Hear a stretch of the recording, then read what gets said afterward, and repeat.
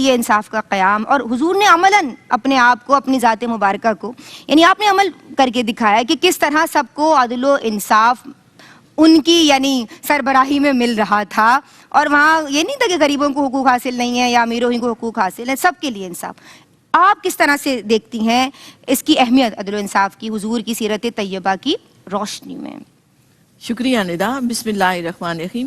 اعدلوا هو اقرب للتقوی۔ عدل اور انصاف کا جو لفظ استعمال ہوتا ہے اسی پر غور کریں تو عدل کہتے ہیں تناسب کو، توازن کو۔ اس کی ضد ظلم ہے، حقدار کو حق دینا، کسی چیز کو اس کی اپنی حدود کے اندر، اس کے جو جائز حق ہے اس کے اندر اس کو قائم و دائم رکھنا، ایک حدود کی پابندی کرنا۔ اور جو اس کی ضد ہے وہ آپ دیکھیں تو ظلم ہے، یعنی آپ نے حقدار کو حق نہیں دیا تو آپ نے گویا اس پر ظلم کیا، زیادتی کی، اور ظلم کی پرسش ہوگی، پوچھا جائے گا۔ دیکھیں اسلامی تاریخ کا جو سب سے روشن باب جو انسانی تاریخ میں مشہور ہوا وہ مسلمانوں کا عدالتی نظام ہے، جس کی بنیادی اصول نبی کریم علیہ السلام نے عطا فرمائے۔ اب دیکھیں تو عدل کیسے ہے کہ کائنات پر نگاہ ڈالیں تو کائنات میں ہر چیز آپ کو حدود و قیود کے اندر ملے گی۔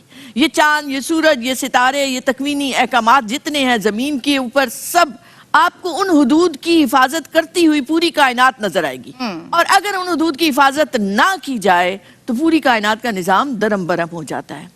یہی حال معاشرے کا ہوتا ہے، ریاست کا ہوتا ہے، کسی بھی سوسائٹی کا ہے۔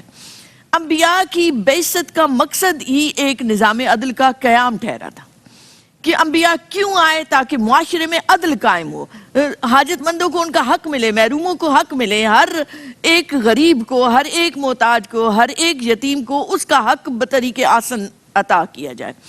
پھر آپ دیکھیں ایک نگاہ ڈالیں، جس معاشرے میں عدل کا نظام ہوتا ہے وہاں امن و امان ہوتا ہے، وہاں نظم و ضبط ہوتا ہے، وہاں ترقی ہوتی ہے، وہاں خوشحالی ہوتی ہے۔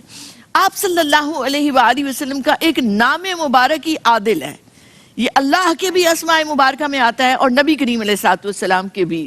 آپ نے جو نظام عطا کیا اس میں سب سے پہلے اللہ کے حق میں عدل کیا ہے؟ ان الشرک لظلم عظیم، کہ اللہ کے ساتھ کسی کو شریک نہ ٹھہران۔ پھر آپ معاشرتی زندگی میں دیکھیں تو آپ صلی اللہ علیہ وآلہ وسلم نے لگاتار سحری اور افطاری کے بغیر روزوں سے منع فرمایا، تمہارے نفس کا تم پر حق ہے، خود رکھے تو فرمایا ایوکم مثلی، تم میں سے کون میری جیسا ہے۔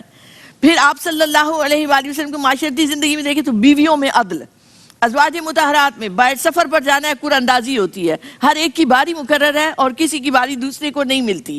آپ صلی اللہ علیہ وآلہ وسلم ان کے ساتھ عدل و انصاف کا وہ برتاؤ فرماتے ہیں کہ ہر ایک کی دلجوئی فرماتے ہیں، ہر ایک کو وقت دیتے ہیں، اور وہی تاکید بھی فرمائی کہ اپنی ازواج میں عدل سے کام لیں۔ پھر آپ آگے بڑھیں اور دیکھیں تو آپ صلی اللہ علیہ وآلہ وسلم کے ہر شعبہ زندگی میں عدل آپ کو ملے گا۔ آپ صلی اللہ علیہ وآلہ وسلم ایک مرتبہ ایک صحابی آتے ہیں تو ایک چادر باندھی ہوئی ہے تو کمر جو ہے وہ ننگی ہے، تو آپ صلی اللہ علیہ وآلہ وسلم بے تکلفانہ انداز میں کھجور کی چھڑی اٹھائی اور ان کی کمر پر دے ماری۔ تو وہ عرض کرتے ہیں یا رسول اللہ صلی اللہ علیہ وسلم میں تو اس کا بدلہ لوں گا۔ اب کہہ کس سے رہے ہیں؟ وہ سید المرسلین، وہ محبوب خدا رسول اکرم صلی اللہ علیہ وآلہ وسلم حاکم وقت ہیں جو۔ تو آپ صلی اللہ علیہ وآلہ وسلم فرماتے ہیں کھجور کی ٹہنی انہیں دے کر کہ آپ اپنا بدلہ لے لیجیے۔ کون بادشاہ آپ کو ایسا نظر آئے گا؟ کون حاکم ایسا نظر آئے گا؟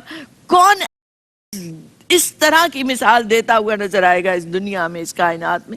تو آپ صلی اللہ علیہ وسلم جب چھڑی پکڑاتے ہیں تو وہ کہتے ہیں نہیں یا رسول اللہ صلی اللہ علیہ وآلہ وسلم، جب آپ نے مجھے مارا تو میری پیٹھ ننگی تھی، تو اب آپ بھی کرتا اٹھائی۔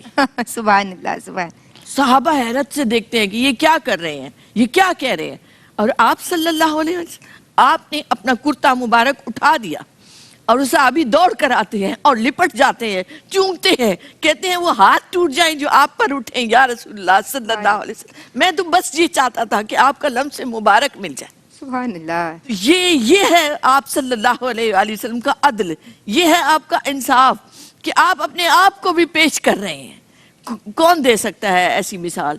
پھر آپ صلی اللہ علیہ وآلہ وسلم کا قوانین کے لیے جو آپ نے اصول مرتب کر کے دے دیے، جس کی پھر آگے نظیر آپ کے صحابہ میں نظر آتی ہے، حضرت عمر فاروق رضی اللہ عنہ کے عدالتی نظام میں نظر آتی ہے، یہ آپ صلی اللہ علیہ وآلہ وسلم کی سیرت سے ہی تو اخذ شدہ تھے۔ سبحان اللہ سبحان اللہ اللہ رب العزت ہمیں سمجھنے کی اور عمل کرنے کی توفیق عطا فرمائے. سبحان اللہ ماشاء اللہ بارک اللہ. جناب